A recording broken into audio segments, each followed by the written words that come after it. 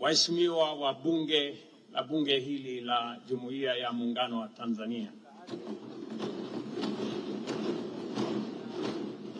waheshimiwa viongozi, mabibi na mabwana, hamjambo. Asalamu alaykum.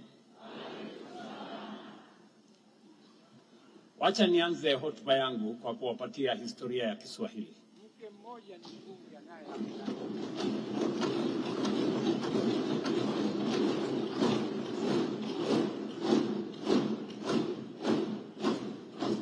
Nilipata kujua ama kuelezwa kwamba Kiswahili kilizaliwa kule Zanzibar.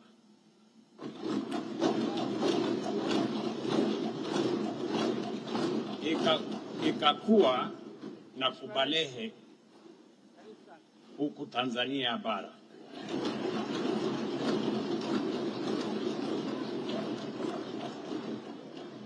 Kufika Kenya ikapata matatizo ya maradhi.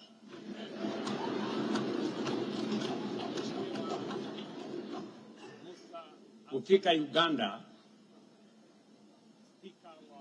kwa sababu ya maradhi yalimzidi akafa.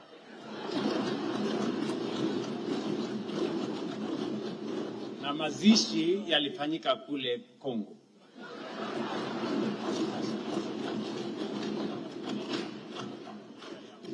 Sababu hiyo nawaomba radhi.